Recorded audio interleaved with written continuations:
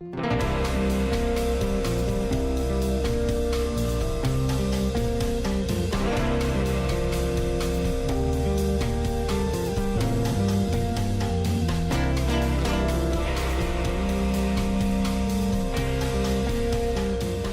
many of you have ever received unfair treatment? Jesus said it is impossible that no offenses should come. Do you have the right to be offended? Offense is a snare, a trap. An offense is the bait of Satan. The bait of Satan.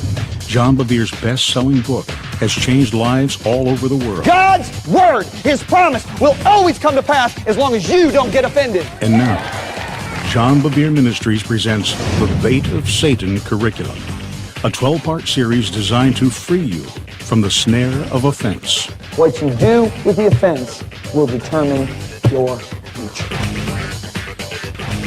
Colossenses capítulo 3 e também Mateus 18. Vamos começar em Colossenses 3 e então vamos imediatamente para Mateus capítulo 18. Em Colossenses 3 eu quero ler os versículos 12 e 13, por favor. Portanto, como os eleitos de Deus, santo e amado, revistam-se de tenras misericórdias, bondade, humildade, mansidão e paciência. Verso 13, suportando uns aos outros e perdoando uns aos outros. Se qualquer um tem uma queixa contra o outro, assim como Cristo os perdoou, vocês também devem fazer. Podem fazer ou devem fazer? Devem fazer. Não é uma sugestão. É uma ordem perdoarmos uns aos outros. Pelo resto dessas lições, eu quero focar no assunto do perdão e como ele é importante. Então, quantos aqui já ouviram alguém fazer a seguinte declaração sobre o perdão? Mas você não sabe o que eles fizeram comigo? Quantos já ouviram?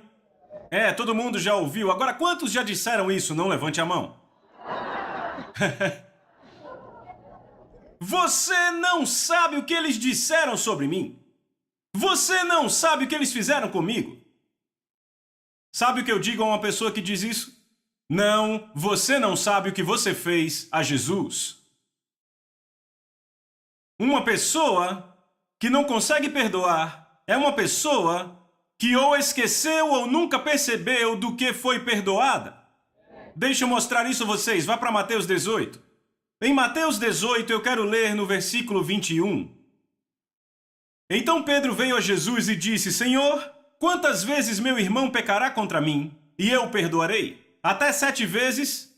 Ei, olhe para mim, por favor. Pedro acha que ele está sendo magnânimo aqui, ok? Estão comigo? Você tem que entender, esses caras, o que eles constantemente faziam? Falamos nessas lições. Eles constantemente discutiam sobre quem era o maior, certo? Estão comigo? Agora, Pedro já tinha 2 pontos à frente de todos, certo? Porque ele já tinha andado sobre a água e Jesus já tinha dito, bendito és tu, Simão Barjonas, pois não foi carne ou sangue que te revelou. Então Pedro já estava pensando o mais alto que podia, certo? Ele já está pensando lá em cima, porque você tem que entender que esses caras viviam sob a lei e a lei dizia olho por olho e dente por dente, certo? Ou seja, você mata o meu cachorro e eu posso matar o seu cachorro pela lei. Você me dá um soco e eu te dou um soco. Estão comigo?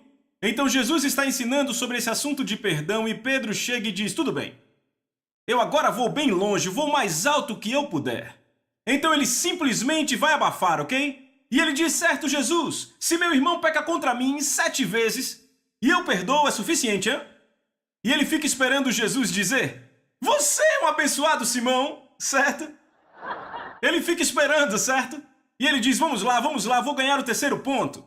E o que Jesus diz, veja isso, verso 22. E Jesus diz a ele, eu não digo a você que até 7 vezes, mas até 70 vezes 7.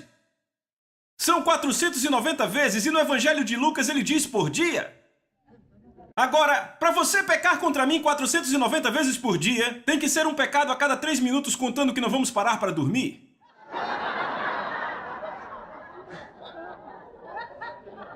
Eu não conheço ninguém que peque tão bem. Você conhece? Vamos, fale comigo. Então o que Jesus está dizendo? Ele está dizendo, ei Pedro, seu perdão deve ser incansável, como o perdão do seu Pai no céu é. Então ele diz, certo, deixa eu deixar isso bem claro, dando uma parábola para vocês, certo? Então veja o verso 23, ele disse, então, o reino dos céus é como um certo rei que queria acertar contas com seus servos.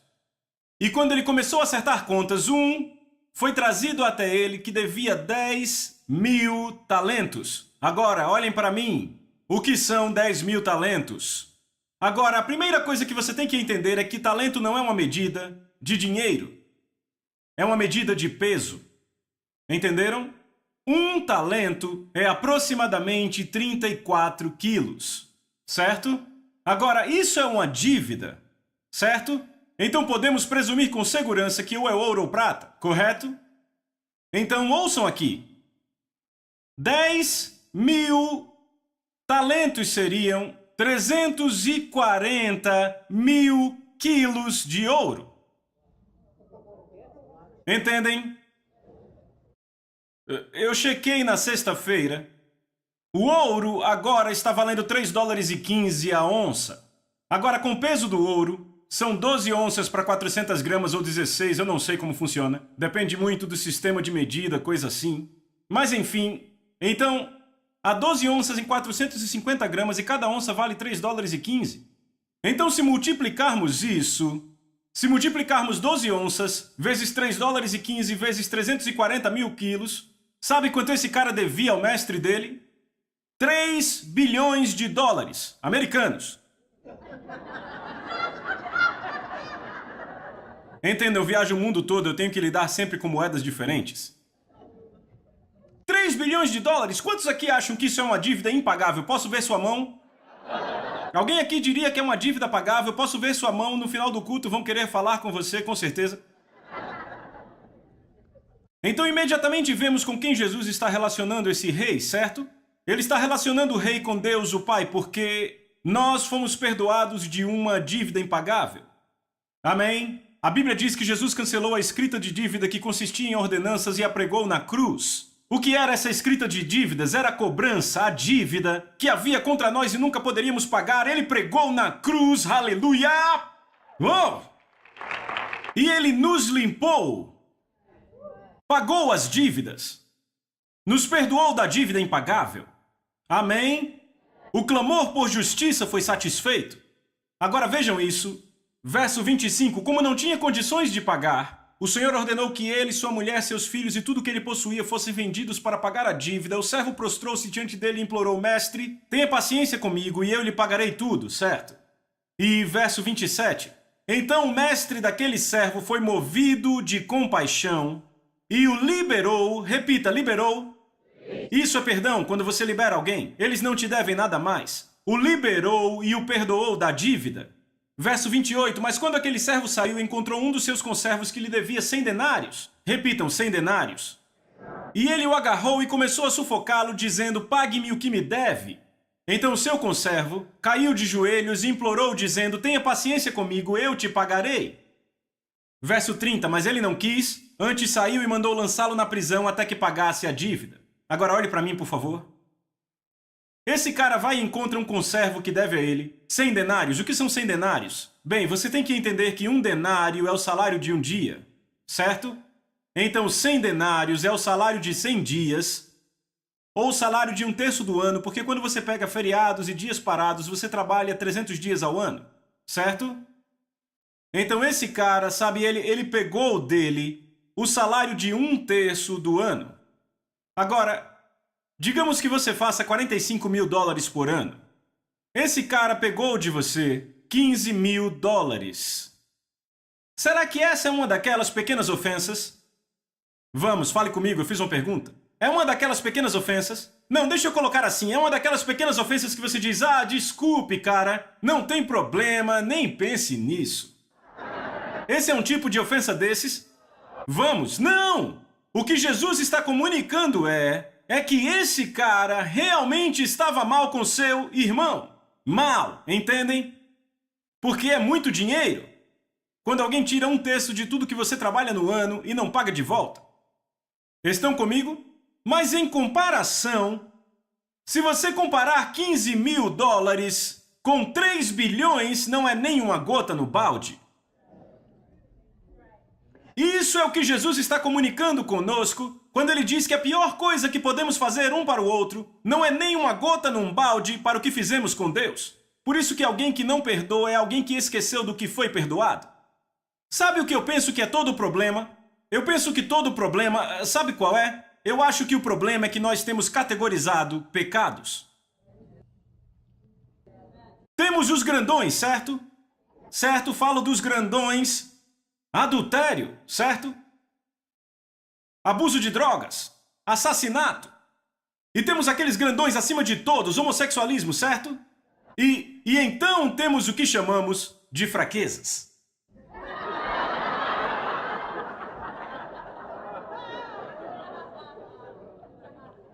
Contendas, fofoca, inveja, ira,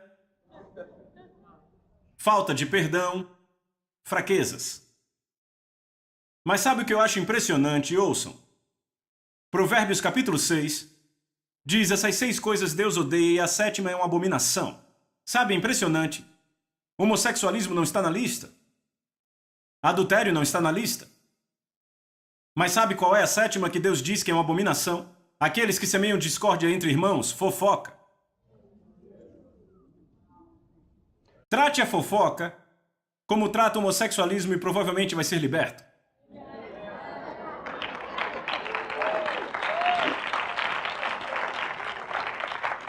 Eu concordo com o homossexualismo? É claro que não. A Bíblia diz que os que o praticam não herdarão o reino de Deus. Mas eu acho que o grande problema é colocarmos todos esses pecados em categorias. Amém? Isso impede que pessoas cheguem ao Senhor. Eu nunca esqueço do tempo em que eu estava numa igreja no Alabama e eu fiz um evento que foi de domingo até a quarta e na terça a igreja estava lotada. E esse cara vem até mim na terça-noite e diz: ore por mim, o culto tinha acabado. Eu impus as mãos e o poder de Deus caiu sobre aquele homem e ele despencou no chão. Eu saí do prédio e ele ainda estava no chão. Um mês depois eu recebi um telefonema e esse cara disse que gostaria de falar comigo. E ele disse: eu não sei se você se lembra de mim, mas meu nome é JR e eu estava no evento que você fez no Alabama cerca de um mês atrás. E eu disse: eu lembro, você estava no chão quando eu fui embora. E ele disse: ah, você lembra de mim? Eu disse: sim. Ele disse: mas você não sabe da minha vida. Eu disse: então me conte. E ele ainda ficou enrolando por 10 minutos. Então ele volta e diz: bem, ele estava duro, difícil e distante. Ele disse: você não sabe nada de mim, se você apenas soubesse da minha vida. Eu disse: JR, me conte. Então ele enrolou por mais 10 minutos. E aí disse: se você apenas soubesse da minha vida. Eu disse: JR, pare agora. Eu disse: eu não vou mais adiante, só vou continuar se você me contar a sua vida. Ele disse: certo, eu conto. Eu sou homossexual. Eu disse: eu sei, JR. E ele ficou bem quieto. Ele disse: sabe? Sim, eu soube quando estava no Alabama. E ele disse: o que você pensou? Ele disse: será que você pensou aquele pervertido? Eu disse: não, JR, eu não pensei aquele pervertido. Eu vou dizer a você o que eu pensei. Eu disse: eu fui salvo na faculdade. Sabe, eu estudei engenharia, eu tenho diploma de engenheiro. Os executivos da minha vizinhança diziam que provavelmente eu seria muito bem sucedido. Eu disse: eu amava garotas, eu era bem normal na sociedade. Eu disse: mas eu tenho novidades, eu iria para o mesmo inferno que talvez você vá se eu não fosse salvo. E ele ficou bem quieto. E então nos próximos 40 minutos eu preguei para aquele homem. E no final dos 40 minutos, ele foi salvo, cheio do Espírito Santo e liberto do homossexualismo.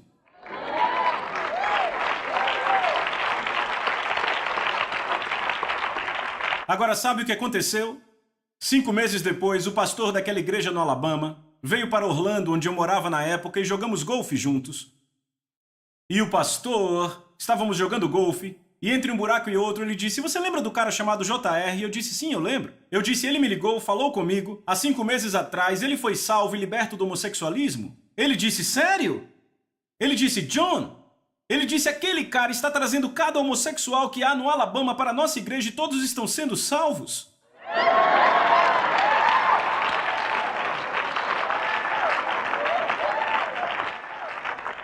Compare isso com outra igreja que eu fui. Eu fui a uma igreja com 2.000 membros numa cidade com 6.000 pessoas. Era uma igreja bem significativa. E depois do culto foi uma pregação muito dura nesse lugar, sabe? Muito dura. E depois do culto estávamos no jantar, certo? E o pastor chegou para mim e disse: estou passando por uma terrível perseguição nessa cidade. Eu disse: é? Eu disse: como assim? Qual o problema? Ele disse: os homossexuais. E eu disse: o que acontece? Ele disse: bem, eu disse a toda a minha congregação que se alguma instituição tiver um homossexual, seja um restaurante, uma loja, coisa assim, não compre nada lá, não coma lá, boicote. E eu disse: é? Eu disse: então, pastor, por que não boicotamos toda a loja onde as pessoas mentem, onde cometem adultério, onde fofocam, onde há falta de perdão? Eu disse: você não compraria nada em lugar nenhum, nem comeria em lugar nenhum. Eu disse: por que você deixou esse pecado acima dos outros? Veja, todo o problema é esse, amigos. Nós categorizamos pecados. Estão comigo? Eu tenho novidades, amigos. Nós merecíamos, é o que merecíamos, me ouçam com atenção, merecíamos o inferno. Merecíamos queimar no lago de fogo para sempre. Quando Adão pecou contra Deus, Deus, o Pai, poderia ter olhado para o Filho e dito: tudo bem, preferiram o inferno a nós, deixem que vão para o inferno e queimem para sempre, vamos criar outro universo com pessoas que nos amam. E sabe, ele seria totalmente justo. Porque nós merecíamos queimar no inferno para sempre. Sabe, eu penso que todo cristão deveria ter uma visão do inferno por 30 segundos. Você nunca mais teria problema em perdoar ninguém na sua vida. Porque é o que merecíamos. Eu nunca vou esquecer. Um pastor no Caribe, minha esposa e eu fomos pregar lá, ele tem uma grande igreja lá. E estávamos na sala de estar dele uma noite e ele disse para mim e para minha esposa, ele contou que quando tinha 8 anos caiu numa vala numa construção, no Caribe. Ele estava lá indo para a igreja, toda semana. E a vala estava cheia de água porque estava na época da chuva, ele se afogou e morreu. Ouçam, por 45 minutos. Ele disse: John e Lisa, eu deixei meu corpo como o meu pé deixa um sapato, com todos os sentidos intactos. Ele disse: eu me lembro que quando eu deixei meu corpo, eu comecei a ir para baixo muito rápido e tudo ficava muito escuro. Ele disse: as trevas eram tão espessas. Ele disse que se eu fizesse assim, eu não via minha mão. A escuridão era tão espessa que parecia que eu vestia ela. E ele disse: quanto mais eu caía, ele disse, pior o medo ficava. E naquele momento eu percebi que não havia nada pior do que aquele medo que eu sentia. Ele disse: mas ficou pior. A cada movimento para baixo, ficava pior e pior. Ele disse: não temos medo para descrever aquele tipo de medo. Ele disse: não há um tipo de medo. E ele disse: eu ficava gritando. Por que eu estou indo por esse caminho? Eu vou para a igreja. Ele disse: eu sabia exatamente aonde estava indo. 8 anos de idade. Ok? E ele disse: então, eu ouvi os gritos. Ele disse: sabe, existem gritos e existem outros tipos de gritos que fazem seu sangue gelar. Foi esse o tipo que eu ouvi. Cheio de terror. Ele disse: John e Lisa, ele disse: então eu vi as luzes das chamas. Ele disse: eu cheguei à entrada desse lugar e eu sabia que se eu entrasse nesse lugar eu nunca mais sairia dali. Ele disse: e um ser, ele disse, um tipo de ser pegou no meu ombro, eu não pude olhar porque eu estava com medo, e começou a me puxar para trás. E ele disse: de repente uma voz falou e abalou tudo, e disse: deixa ele ir. E o ser disse: não, ele é meu. E a voz disse: deixa ele ir, ele é meu. E ele disse aquela coisa, aquele ser me deixou ir e eu comecei a subir. E ele disse: quando eu subi, eu estava fora do meu corpo, vendo os paramédicos trabalharem no meu coração, na minha respiração, meus pulmões, e o meu pai ali do meu lado orando, e eis as palavras que meu pai dizia: Deus, meu pai, se você me trouxer meu filho de volta, porque papai era crente, Deus, meu pai, se você trouxer meu filho de volta, eu vou te dar ele para sempre. E agora aquele jovem é um pastor e ele já é pastor há anos no Caribe. Agora, eu falei com outra mulher que esteve no inferno, ouçam. O Senhor deixou que ela visse o inferno numa visão. Ela disse para mim, ela disse: John, ela disse, aquele lugar é indescritível. Não temos nenhum tipo de tormento ou horror para descrever esse lugar na terra. Ela disse: eu tive que dormir com as luzes da minha casa acesa por 2 meses e meio depois disso. Agora, isso é o que merecíamos. Entendem isso? É isso que merecíamos. Não havia nada que... ouçam, era isso que merecíamos. Não há nada que possamos fazer um para o outro que se compare a isso. Qual a pior coisa que você acha que uma pessoa pode fazer para outra pessoa? Eu pensei sobre isso e pessoalmente acho que a pior coisa, a pior ofensa que uma pessoa faria a outra, é molestar uma criança. Ok? Eu lembro que quando eu morava em Orlando, houve algo que um pai fez que horrorizou até os pecadores mais ativos. Ficaram irados com aquele cara, sabe, irados. Por uma semana em Orlando, ficou em choque com o que aconteceu. Ouvíamos isso o tempo todo na academia e tocava sempre no rádio, ok?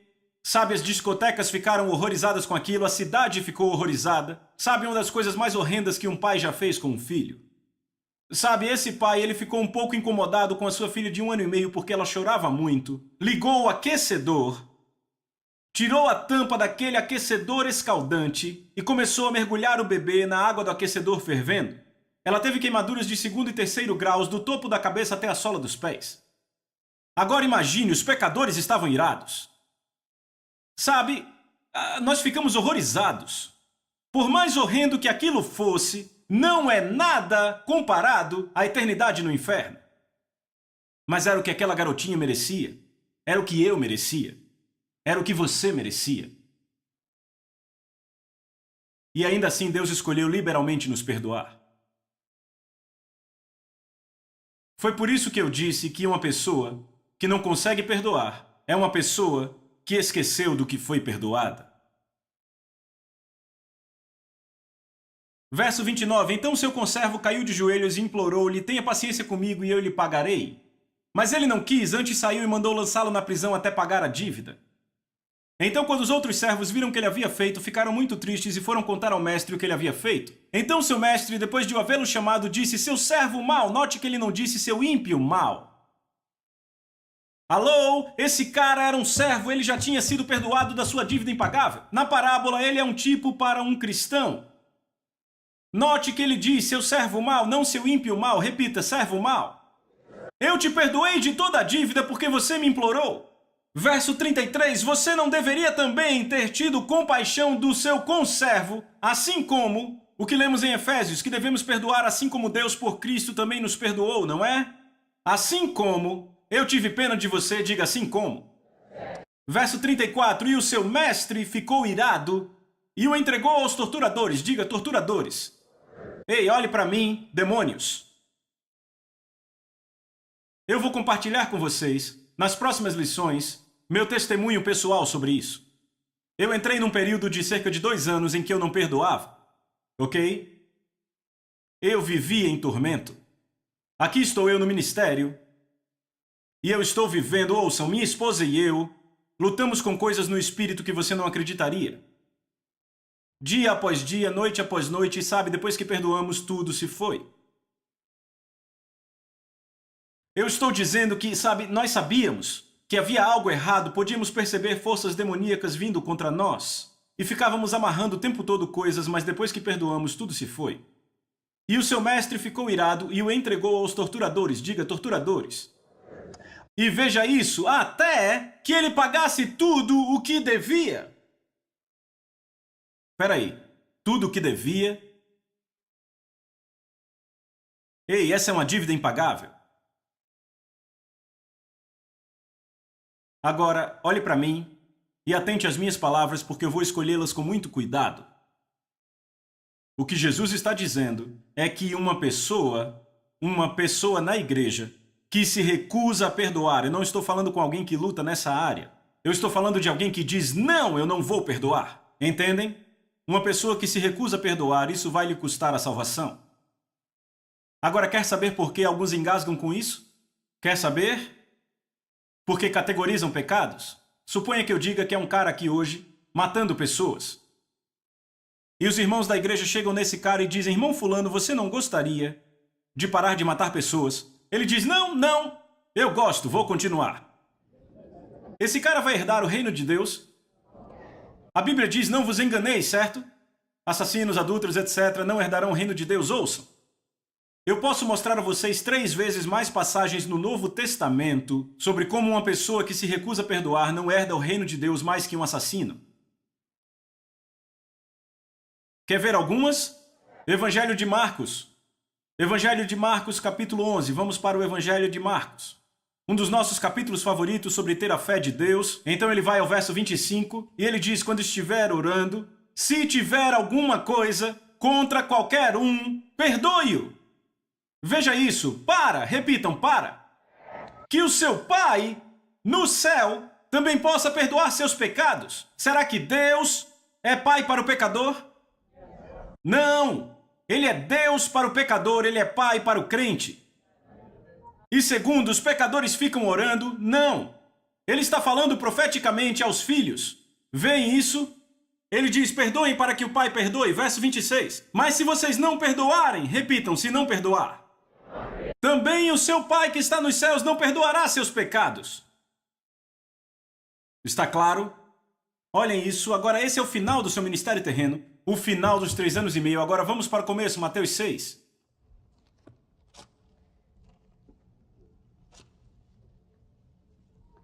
Verso 14, por favor. Jesus diz: pois se perdoarem as ofensas uns dos outros, o Pai Celestial também lhes perdoará. Outra vez fala aos filhos. Verso 15, mas se não perdoarem uns aos outros, o Pai Celestial não lhes perdoará as ofensas. Está claro? Vamos falar do Pai Nosso. Pai Nosso que estás no céu, santificado seja o teu nome, venha a nós o vosso reino, seja feita a tua vontade na terra como nos céus. Perdoai nossas ofensas, como perdoamos aqueles que nos têm ofendido. Você quer que Deus te perdoe como você perdoa aqueles que agem errado contigo? A questão é que é exatamente como você vai ser perdoado. Agora temos boas novas. Você quer? São pesadas, mas são boas novas. Ele derramou o seu amor em nossos corações. O seu amor foi que nos perdoou. Nós temos a habilidade de perdoar. Amém?